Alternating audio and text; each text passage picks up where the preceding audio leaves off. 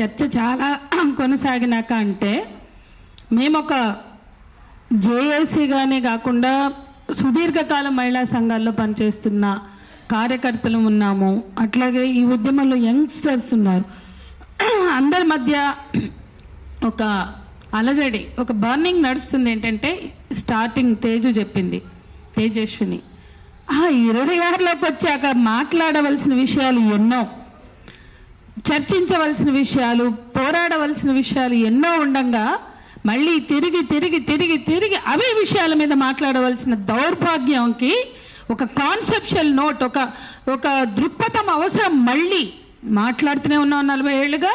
మళ్ళీ ఒకసారి బాగా అత్యంత తిరోగమన భావజాలం రాజ్యం వెళ్తున్న సందర్భంలో, రుద్దుతున్న సందర్భంలో ఈ రీఎన్ఫోర్స్మెంట్ ఏదైతే జరుగుతుందో మహిళల మీద, సమాజం మీద, ఇవాళ భారతదేశంలోనే ఎంత దౌర్భాగ్య స్థితి అంటే జాతీయ భావాలు లేని వాళ్ళు, జాతి పట్ల నిబద్ధత లేని వాళ్ళు నేషనలిజం గురించి, దేశభక్తి గురించి మాట్లాడతారు. అన్నీ అంతే తయారైపోయినాయి. స్త్రీల విషయం కూడా అంతే.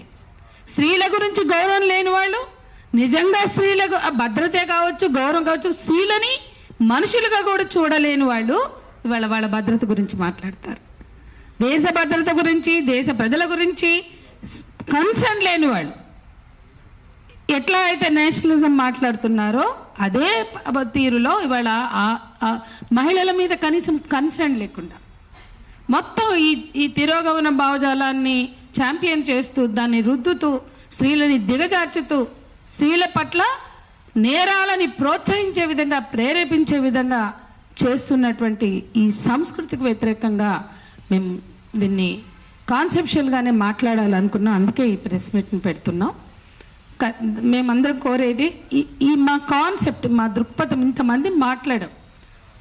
మేము ఒక రిటర్న్ గా సర్క్యులేట్ చేసాం. దీన్ని అందరూ కూడా జనంలోకి తీసుకెళ్ళడానికి కృషి చేయాలని కోరుతూ, ఇంకా ముఖ్యమైన విషయం 95%, 96% సంస్కృతిని గౌరవించిన వాళ్ళు, వాళ్ళ భాషలోనే చెప్పాలి అంటే భారతీయ సంస్కృతిని పాటించిన వాళ్ళు. ఇప్పుడు ఇక్కడ ఇంతమంది మగవాళ్ళు ఉన్నారు. ఎవరన్నా భారతీయ సంస్కృతిని మాట్లాడుతున్నాం కదా, అలా ఉన్నారా? లేరు కదా. అందరికీ క్రాఫ్ ఉంది, పిల్లకి ఎవరికి లేదు. ఎవరికి పంచాల ఆల్చి లేదు. అందరూ ప్యాంటు చొక్కాలు వేసుకున్నారంటే బ్రిటిష్ వాళ్ళలాగో, అమెరికా వాళ్ళలాగో, ఇంకోళ్ళలాగో. మేమెప్పుడు ఇష్యూ చేస్తలేమే. ఎంత కాలం అండి? 96-98% విదేశీ సంస్కృతితో జీవిస్తున్న వాళ్ళు వేష భాష వస్త్రధారణలో, ముఖ్యంగా వస్త్రధారణలో, వేషాల్లో భారతీయ స్త్రీలకు నీతులు చెప్తారు, హితబోధులు చేస్తారు. భారతీయ సంస్కృతి పతికట్ట అనుకుంటూ ఎంతకాలం చేస్తారండి? ఇది ఎందుకు ఆలోచించరు? మేము ఎప్పుడు చెప్తాం, పితృస్వామ్యం ఆడవాళ్ళకి మాత్రమే నష్టం కాదు. పితృస్వామ్యం మొత్తం సమాజానికి నష్టం. మగవాళ్ళని దిగజార్చుతుంది. మిత్రులు మాట్లాడారు ఇప్పటికే. ఎంత డిగ్రేడ్ చేస్తున్నారు ఆడవాళ్ళనే కాదు, మగవాళ్ళని కూడా. ఎందుకు ఒక్కళ్ళు కూడా స్వాభిమానంతో మాట్లాడరు దీని మీద? చూసే దృష్టితో ఉంటుంది. అట్లా ఆడవాళ్ళని చూసినా మాకు ఆ దృష్టి లేదు. ఇవాళ సానియా మీర్జా కావచ్చు, నైనా సెహ్వాగ్ కావచ్చు, జ్వాలా కావచ్చు, ఎంతో మంది స్పోర్ట్స్ క్రీడాకారిణులు అక్కడ రంగంలో ఆడుతుంటే మనకి బట్టలు కనపడతాయా? ఆట కనిపిస్తుందా? ఎవరికన్నా బట్టలు కనిపిస్తాయండి? ఎందుకు బయట బట్టలు కనిపిస్తున్నాయి అంటే ఉన్నది బుర్రలో కదా, బూజు ఉన్నది, చెత్త ఉన్నది బుర్రలో కదా. ఇంకా ఎంతకాలం ఆ బూజుని పెట్టుకుని మాట్లాడతారు? ఆ బూజుని దులపడానికి ఈ ప్రెస్ మీట్ పెట్టాం మేము. మగవాళ్ళు కూడా స్వాభిమానంతో ఆలోచించాలా. చూసే దృక్పథంలో మన ఇంట్లో కూడా ఉంటారు, మన చుట్టూ కూడా ఉంటారు. స్త్రీలతో ఎంతో మంది పని చేస్తున్నాం. ఆ దృష్టితో చూడకూడదు అనే ఆలోచన వాళ్ళకి రావాలి. అట్లా ఎవరైనా చెప్పే ప్రయత్నం చేస్తుంటే దాన్ని ఖండించవలసిన అవసరం ఉంది అనేది కూడా మేము భావిస్తున్నాం. ఇక వస్త్రధారణ గురించి ఎంత చెత్త మాట్లాడుతున్నారు, ఎంత తక్కువ మాట్లాడాలి అని మేము పట్టించుకోవద్దు, ఇగ్నోర్ చేద్దాం అనుకుంటే తిరిగి మేము మాట్లాడవలసిన స్థితిలో ఎందుకున్నాము? ఇది మమ్మల్ని వేధిస్తున్న విషయం. ఎందుకంటే ఏజ్ ఓల్డ్ ఆర్గ్యుమెంట్ అండి. అరే బాబు, చూసే దృష్టిలో ఉంది, వేసుకునే బట్టల్లో కాదు.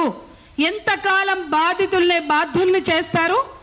విక్టిమ్స్ ని విక్టిమైజ్ చేయడం ఇది అత్యాచారాల విషయంలో. ఎంతకాలం అండి? ఒక ఆమె పెట్టింది ఈ చర్చని చూడలేక వినలేక బెంగళూరులో అత్యాచార బాధితుల వస్త్రాలని ఆమె డిస్ప్లే చేసింది. ఒకటి ప్యాంటు చొక్కా ఉంది. మిగతావన్నీ సాంప్రదాయ వస్త్రాలే. అందరి అనుభవం కూడా అదే.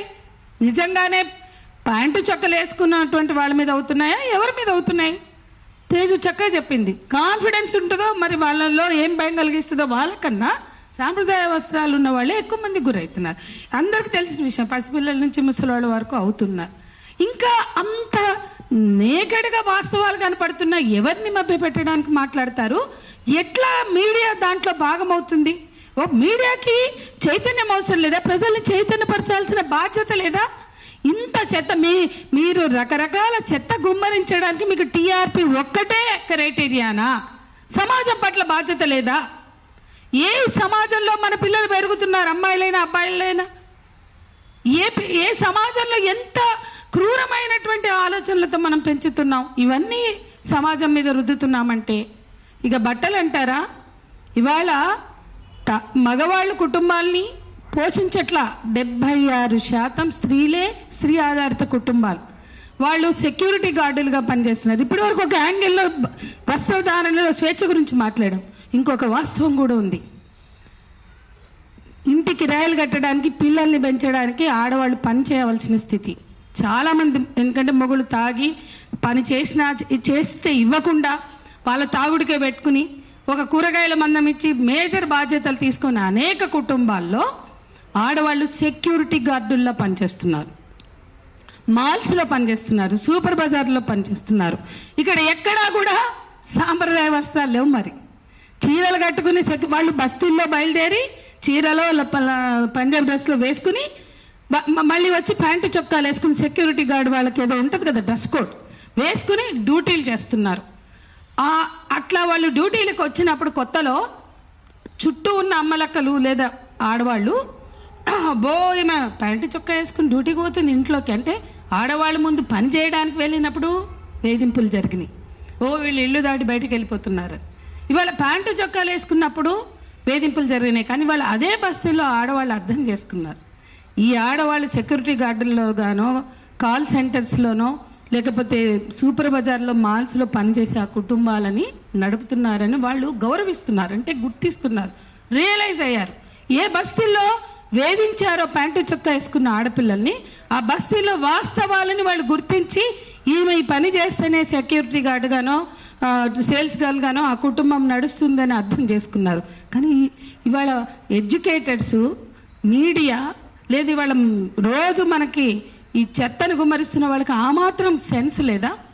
ఈ ప్యాంటు చొక్కాలు వేసుకున్న ఆడపిల్లలు, ఈ పేద ఆడవాళ్ళు, వాళ్ళు కల్చరో లేకపోతే ఫ్యాషన్ అని కాదు, వాళ్ళకి అది వృత్తి, ఉపాధి, బతుకు తెరువు.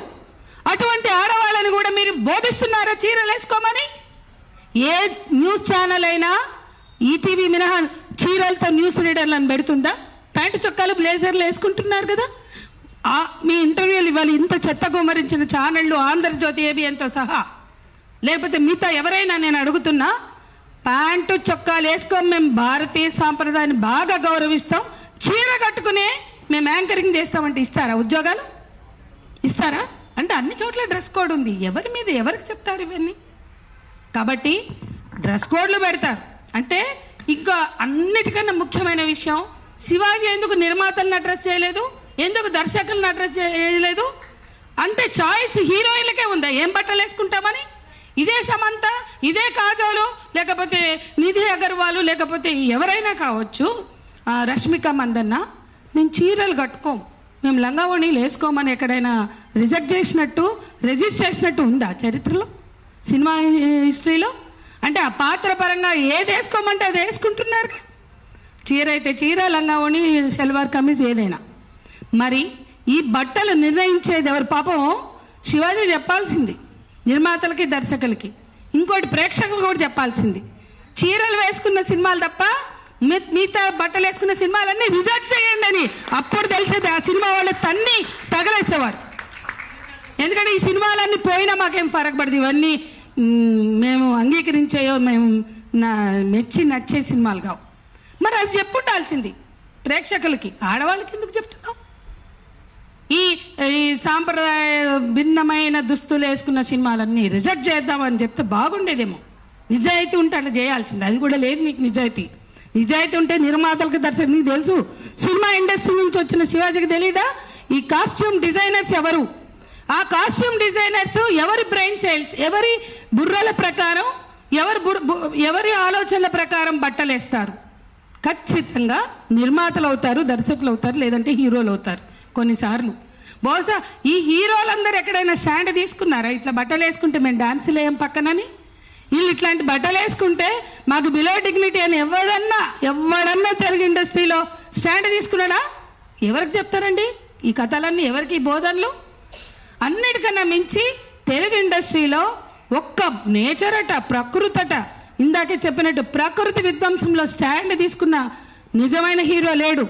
సమాజంలో జరిగే ఇన్ని రకాల అన్యాయాల మీద స్టాండ్ తీసుకున్న హీరో మగవాడే లేడు. ఎవరికి చెప్తారండి ఆడవాళ్ళకి ఈ స్టోరీలు? ఎవరికి చెప్తారండి బోధనలు? ఎవడన్నా ఉన్నాడా? ఇవాళ కేసులు పెట్టిన, దాడులు చేసిన, దిశ ఎన్కౌంటర్ తో సహా దమ్ముతో ఫైట్ చేస్తున్న ఆడవాళ్ళం మేమంతా ఇక్కడ ఉన్నాం. ఏ సమస్య మీదైనా ఎన్కౌంటర్ తప్పనన్న మాట్లాడగలిగిన మొనగాడి తెలుగు నేల మీద ఉన్నాడా? ఎవరికి చెప్తారండి? ఎవరికి చెప్తారు ఈ నీతులు? మేము సైలెంట్ గా అసహ్యం పుట్టి చీదర పుట్టి చెత్తలోకి వద్దులే అనుకున్నాం. ఆగట్లేదు కాబట్టి వాళ్ళు వచ్చి దీన్ని ఫుల్ స్టాప్ పెట్టాలని మాట్లాడుతున్నాం. ఇప్పటికైనా సెన్స్ ఉన్నవాళ్ళు, బుద్ధి ఉన్నవాళ్ళు ఆలోచించి మాట్లాడాలి, ఆలోచించి చేయాలి. దశాబ్దాల పోరాటాలతో సాధించుకున్న హక్కులు ఇవి, దశాబ్దాల పోరాటాలతో సాధించుకున్న చైతన్యం. దీనిని ఆఫ్టర్ ఆల్ ఒక యూట్యూబ్ ఛానల్ పెట్టుకుంటేనో, లేకపోతే ఇంకో ఛానల్ పెట్టుకుంటేనో, ఒక శాటిలైట్ ఛానల్ పెట్టుకుంటేనో మీకు ఉన్నది అనుకుంటున్నారే, అది తప్పు. సమాజం సాధించినటువంటి విజయాలు అవి, పోరాడి సాధించిన విజయాలు, చాలా నిర్దిష్టమైనటువంటి పోరాటాలు, నిర్దిష్టమైన డిమాండ్లతో మహిళా ఉద్యమాలు సాధించినటువంటి చట్టాలు, పోరాటాలు, వాటిని గౌరవించండి. ఎందుకంటే మీరు కూడా భారతీయ పౌరులే. భారత రాజ్యాంగాన్నైనా చట్టాలనైనా గౌరవించవలసిన ప్రతి వాళ్ళు కూడా గౌరవించాలి. అట్లాగే ఈ మగవాళ్ళ డిగ్రేడేషన్ మీద ఆల్రెడీ అందరం మాట్లాడాం. ఇంకా రెండే విషయాలు నేను మాట్లాడాలనుకుంటున్నాను. ఇవాళ సినిమాలన్నీ కూడా హీరో వర్షిప్ సినిమాలే, హీరో ఓరియంటెడ్ సినిమాలే. స్త్రీల జీవితాలకు సంబంధించి రేపుని కానీ, లైంగిక వేధింపులు కానీ, అత్యాచారాలు, అట్లా అన్ని లైంగిక దాడుల్ని ప్రేరేపిస్తూ సినిమాల్లో చూపించి మీకేం నైతికత ఉందని ఇవన్నీ మాట్లాడుతున్నారు. ఎక్కడన్నా స్టాచ్యుటరీ వార్నింగ్లు లైంగిక వేధింపుల నుంచి అత్యాచారం వరకు చూస్తున్నామా? అతి వేగానికి హెచ్చరిక పెడతారు, అది పక్కకు పెడదాం. కానీ ఈరోజు మనం అందరం కూడా గుర్తుపెట్టుకోవాల్సిన విషయం, ఎక్కడైనా ప్రపంచంలో మతం, పెట్టుబడిదారీ విధానం కాంట్రడిక్ట్ కావు. సామ్రాజ్యవాదం కానీ, పెట్టుబడిదారీ విధానం కానీ. ఈ దేశంలో ఈ బట్టలు కానీ, ఈ వస్తువులు కానీ, మార్కెట్ ని ప్రశ్నించారు, మార్కెట్ శక్తుల్ని ప్రశ్నించారు, మార్కెట్ దోపిడీని అంటే పెట్టుబడిదారీ దోపిడీని ప్రశ్నించారు, వ్యక్తులని బాధ్యులు చేస్తారు. ఎంత చిల్లర విషయం అండి! వ్యవస్థని ప్రశ్నించాలి. మార్కెట్ ఇవాళ మనకు అవసరం లేదనుకో, ఈ బట్టలు కానీ, బ్రాండెడ్ వస్తువులు కానీ నువ్వు తిరస్కరించే దమ్ముందా? ఎక్కడన్నా ఏ పాలకులకైనా దమ్ముందా? ఈ సామ్రాజ్యవాద వస్తువులు మాకు అవసరం లేదు, మా దేశానికి సంస్కృతి ఉంది, భాష ఉంది, లేదంటే మాకు అన్ని ప్రొడ్యూస్ చేసుకునే మాకు మేధస్సు ఉంది, మాకు వనరులు ఉన్నాయి, మేమే చేసుకుంటామని చెప్పే చేతగాని వాళ్ళు వీళ్ళు ఎవరి మీద చెప్తారండి ఈ కల్చర్ గురించి? కాబట్టి అమెరికా అయినా, ఇండియా అయినా, ఇలాన్ మస్క్, ట్రంప్ కలిసి అక్కడ ఆడవాళ్ళ హక్కుల మీద, అబార్షన్ రైట్స్ మీద దాడి చేశారు. ఇక్కడ హిందుత్వ పాలకులు పెట్టుబడిదారులతోటి కలిసి ఊరేగుతూ ఆడవాళ్ళని మాత్రం కల్చర్ అని నీతులు చెప్తారు. ఇది చాలా డైకోటమీ, ఇది చాలా మోసం, ఇది చాలా కుట్ర. ఆడవాళ్ళని అంటే మీకు పబ్బం గడుపుకోవడానికి మతం మాట్లాడతారు, పబ్బం గడుపుకోవడానికి ఆడవాళ్ళని మాట్లాడతారు, కానీ నిజాయితీ లేని పాలకులు వీళ్ళు. స్త్రీలని వేషభాష వస్త్రధారణల ద్వారా అవమానించడం, వాళ్ళ మీద మొత్తం బద్దం దోసేయడం, మార్కెట్కి మాత్రం పెద్దపీట వేయడం, మార్కెట్ శక్తులతో మాత్రం కొల్లుడవడం, రాజీ పడడం ఈ పాలకులు, మత పాలకులు చేసే ఏ మతమైనా సరే చేసే పని అదే. మతం, పెట్టుబడిదారీ విధానం ఎక్కడా కూడా కాంట్రడిక్ట్ కాదు. రాజీ పడిన చరిత్రే కనిపిస్తుంది తప్ప వాళ్ళు ఎక్కడా కూడా ఈ దేశ సార్వభౌమాధికారి కోసం, ఈ దేశ మూలవాసుల హక్కుల కోసం పోరాడిన చరిత్ర లేదు. ఇక్కడ కూడా అదే జరుగుతుంది. చివరికి ఇంకో విషయం చెప్తా. ఇవాళ ఆదివాసీలు మనం ఏజెన్సీ ప్రాంతాల్లో రకరకాల ట్రైబ్స్ దగ్గరికి వెళ్తే వాళ్ళు జాకెట్లు కూడా వేసుకుని ప్రాంతాలు ఉన్నాయి. మేము చూసాం, మేము వెళ్ళాం. అక్కడెక్కడ ఈ చూపులు లేవే, ఈ వెంటాడే చూపులు, ఈ హీనపరిచే చూపులు, ఈ దిగజార్చే చూపులు లేవు. అంటే చదువు, నాగరికత, సభ్యత అని చెప్పుకునే చోట ఇంత చెత్త ఉంది. కానీ పూర్తిగా మేము కళింగ నగర్ ఘటన జరిగితే ఒరిస్సా భువనేశ్వర్ దగ్గర ఉన్న కళింగ నగర్ దగ్గరికి వెళ్ళాం. 3 రోజులు ఆ ప్రాంతాల్లో తిరిగితే స్నానం చేద్దామంటే మాకు బాత్రూములు దొరకలేదు. అంటే వాళ్ళు ఓపెన్గా చేస్తారు. మనకు అలవాట్లేక మేము చాలా ఇబ్బంది పడ్డాం. అంటే బాత్రూములు కూడా లేని ప్రాంతాలు ఇంకా ఉన్నాయి. ఓపెన్గా స్నానాలు చేస్తారు, ఓపెన్గా బ్లౌజులు లేకుండా తిరుగుతారు. అది వాళ్ళ సంస్కృతి. అక్కడ నిజంగా లైంగిక వేధింపులకి వాళ్ళు గురవలేదు, అత్యాచారాలు గురవలేదు. ఈశాన్య ప్రాంతాల్లో కూడా చూస్తే మనకు అదే కనిపిస్తుంది. కానీ ఈశాన్య ప్రాంతాల్లో మిలిటరీ వెళ్ళాక అత్యాచారాలు జరిగితే భరించలేక వాళ్ళు తమని తాము న్యూడ్ చేసుకుని నగ్నంగా నిలబడి ఎన్ని రోజులు చేస్తారు అబ్బాయి చేసుకోండి అని నిరసనగా నిలబడ్డారు. ఆదివాసీ ప్రాంతాల్లో అత్యాచారాలు మైదాన ప్రాంతాల వాళ్ళు పోయి చేశారు. లేదా టీవీలు పోయి ఫోన్లు పోయినాక కొద్దిగా వచ్చింది కల్చర్. కాబట్టి ఒక ఉన్నతమైన సంస్కృతి ఉన్న చోట ఇవి ఏవి మీరు మాట్లాడుతున్న విషయాలు నిలబడవు, ఆలోచనకు కానీ చర్చకు కానీ. ఇదంతా మైదాన ప్రాంతాల్లో మతపరమైన ఆలోచనలు ఎక్కడైతే చలామణి అవుతున్నాయో అక్కడే, అది ఏ మతమైన మతం రాజ్యం వెళ్తున్న చోటే ఆడవాళ్ళ మీద జరుగుతున్న దాడి అని మనం గుర్తుపెట్టుకోవాలని చెప్తూ, ఇవాళ ఒక బాధ్యతగా సెన్సిబుల్గా ఉండడం అందరి బాధ్యత, మీడియా బాధ్యత, అందరి బాధ్యత అని